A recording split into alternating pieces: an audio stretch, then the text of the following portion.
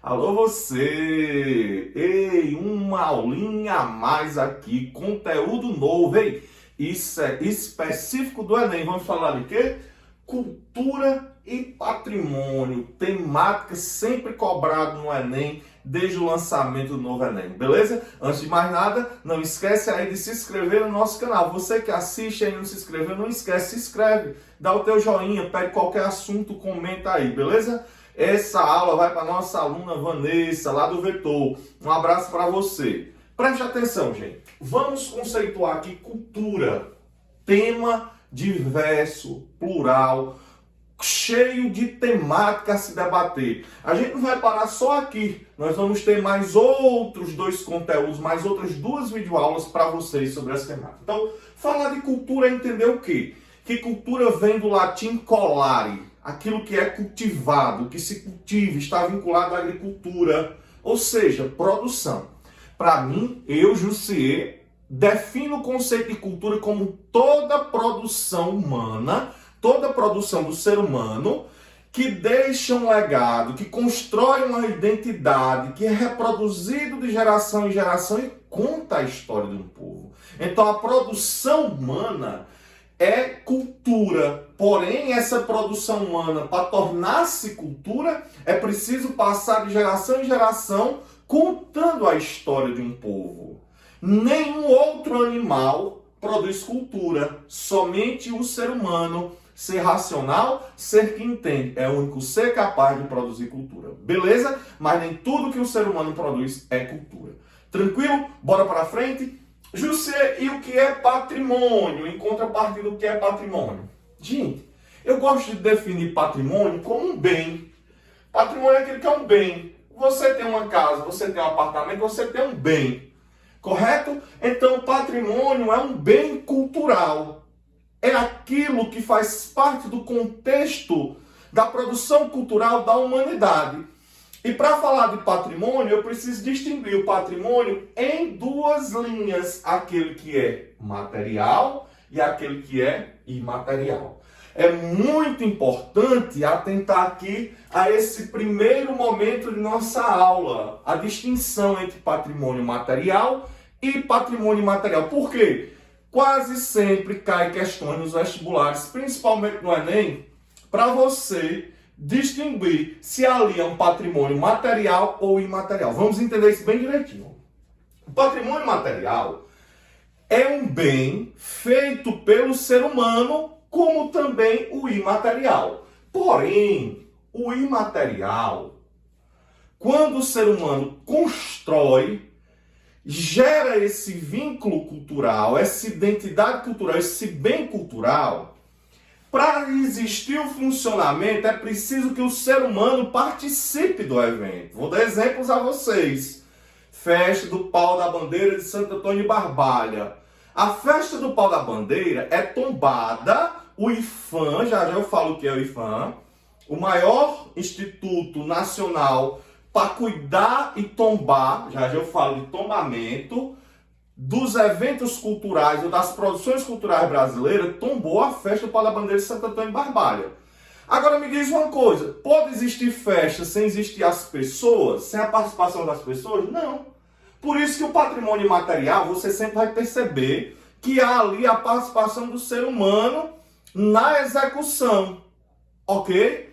Já o material não. Preste atenção, Cristo Redentor, braços abertos sobre a Guanabara. O ser humano fez e está lá. Ei, é material? É. É um objeto palpável, real? Sim. Mas a festa também é palpável, real? Será se é? Eu pego nas pessoas, mas eu pego na festa? Não. Eu participo da festa. Olha essa distinção. Então, Cristo Redentor, material, existe por si só. O ser humano não precisa estar lá para ele existir, mas ele faz parte da história do ser humano. Compreende aí? Receita do queijo Minas, tombado pelo IPHAN também. A receita existe, mas ela só é executada se o ser humano estiver lá. Opa! Imaterial. O ser humano executa a receita. Ei, Jussier, e o queijo? O queijo não foi tombado a receita. A receita é imaterial. Agora, o queijo é material, mas o queijo não foi tombado. Tranquilo? Dança do Bumbo Meu Boi, também tombado pelo IPHAN. A dança precisa das pessoas, dos seres humanos para fazer a coisa acontecer. É o quê? Imaterial. Imaterial. Baía de Guanabara, patrimônio material. Padre Cícero do Juazeiro, patrimônio material. Jussê, uma casa gigante, linda, o Paço Real, lá no Rio de Janeiro, na Praça 15, patrimônio material. Iracema, opa, Iracema já foi tombada, não sei, será? Não, pelo IFAM não.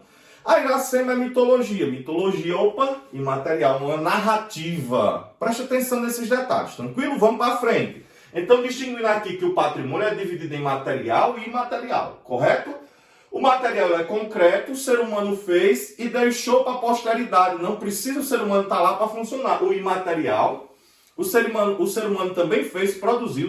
Não tem como tocar e ao mesmo tempo precisa o ser humano para a coisa acontecer. Tombamento, conceito de tombamento. Caiu uma vez no Enem, muita gente errou aqui esse tema tombamento. O que é tombar? Para que tombar? Gente, o tombamento está ligado à proteção do bem cultural. Então eu preciso proteger, cuidar, zelar do bem.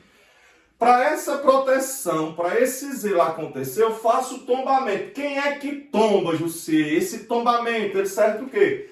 Esse tombamento, existem critérios. A nível internacional eu tenho a Unesco. A nível nacional eu tenho o IFAM. A nível estadual eu tenho a Secult do Estado. E a nível municipal eu tenho a Secult do município, certo?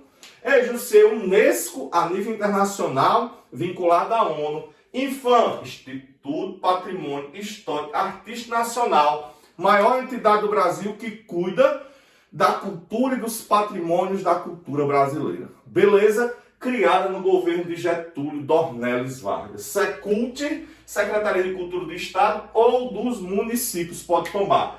Mas qual é a maior? Internacional, Unesco. Eu sei o que é tombado pela Unesco. Ei, gente, as pirâmides do Egito. No Brasil, a Baía de Guanabara e o Cristo Redentor. Percebe isso? O Pelourinho, lá em Salvador. José Infã, no Ceará, tu conhece o quê? Festa do Pau da Bandeira, São Antônio de Barbalha. Ei, vão tombar as Romarias de Juazeiro. Correto? Então, Secult, várias outros objetos, por exemplo, vários prédios do ICO são tombados pela Secult CE. As secretarias municipais também tombam aquilo que é relevante para a história do município. Beleza? Então, o tombamento, ele serve como proteção do bem cultural, além de catalogação e passando para a posteridade do ponto de vista histórico e científico. E Jussê, quer dizer também que existem dois tipos de cultura? Sim, gente. A erudita e a popular. Tradicionalmente nós conhecemos. A erudita é aquela cultura academicista, feita na universidade, na academia, escrita, elaborada, rebuscada, elitista. A cultura popular é aquela cultura espontânea, original, nascida no seio do povo, reproduzida de geração em geração, passando de pai para filho, contando a história do seu povo. Correto, gente? Exemplo de cultura erudita, o balé clássico. Correto? É um exemplo muito importante. Ei, quadrilhas juninas, cultura popular. Beleza? Então, percebe aí que nós temos dois tipos de cultura, erudita e popular. Erudita academicista, cientificista, intelectual, elitista, e a popular espontânea, natural, criada no seio do povo. Correto? Jussê, e o que é identidade cultural? A identidade cultural, aí você lembra do RG. O que é que o RG serve? Para mostrar quem você é. A identidade cultural serve para mostrar quem é o povo. A identidade cultural, ela direciona e mostra, apresenta quem é aquele povo pela sua cultura. Então a identidade cultural é a caracterização de um povo a partir da sua cultura. Tranquilo? Bora para frente. Aqui nós temos dois termozinhos extremamente antagônicos. O etnocentrismo e o relativismo cultural. Quando eu falo de etnocentrismo, eu já me lembro de quê? Do nazismo, da imposição de uma cultura como verdadeira, como única. Eu lembro do darwinismo cultural, eu lembro de Herbert Spencer, eu lembro do positivismo de Augusto Comte. Por quê? Porque o etnocentrismo é aquela ideia de que a minha cultura é superior à outra. Isso é bem comum na vivência cotidiana, né? O pai dizer que o filho é sem cultura porque ele escuta funk, ele escuta o Wesley Safadão, Avião do Forró, Forró Real, Tatiguel, né? Tatiguel arrasa. E aí, ele é sem cultura por causa disso? Numa visão etnocentrista, que só o que é meu é maior ou melhor, você não tem cultura.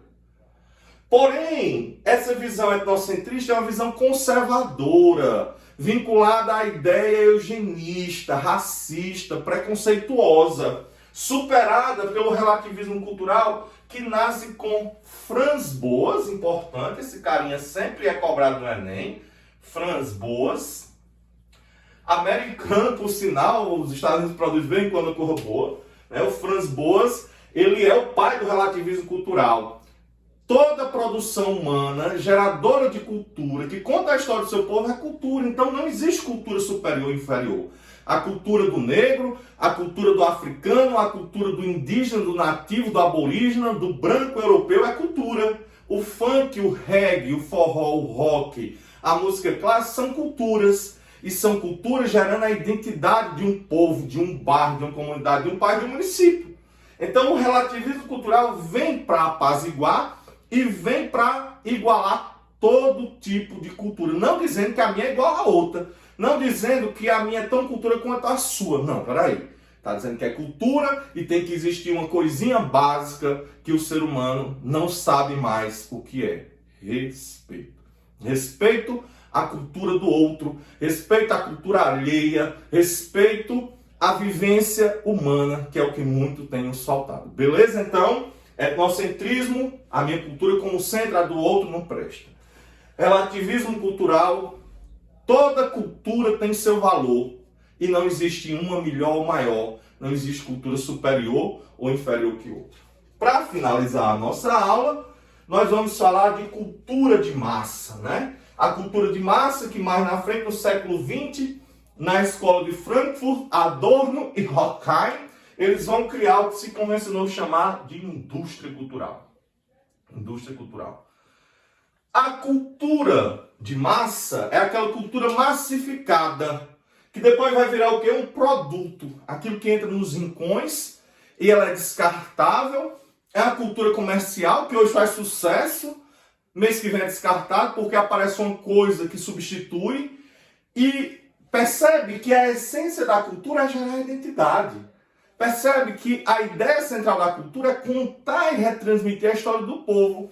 Quando essa cultura ela se massifica e ela domina toda uma demanda pelo viés da globalização, pela aldeia global que o mundo se transformou, ela vai virar um produto que nós vamos trazer para esse conceito de Adorno e Horkheim como indústria cultural. A ideia é vender. E quando se vende, tá bom. Depois que passou, já era. Vamos trazer uma coisa nova.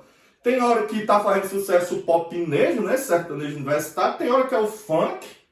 Outrora já foi o pagode, né? Aquele espacinho de pagode clássico da década de 90. Outro tempo foi o forró da Mastruz com Leite, que superou numa visão, digamos assim, etnocêntrica, o forró do trio pé de serra, zabumba, sanfona e triângulo. A cada instante, a mídia se apropria de algum bem cultural para massificar. A TV, a imprensa, os jornais, agora a internet, as redes sociais, é usada para a venda e para o consumo desse bem cultural que vai ser logo descartável. Por isso que é uma cultura de massa. Tranquilo, gente? Ei, que aula, hein? Que aula. Não esquece aí de se inscrever no nosso canal, deixar o teu like, porque o Gordinho deixa um forte abraço e vos diz até a vitória. Beleza, gente? Valeu!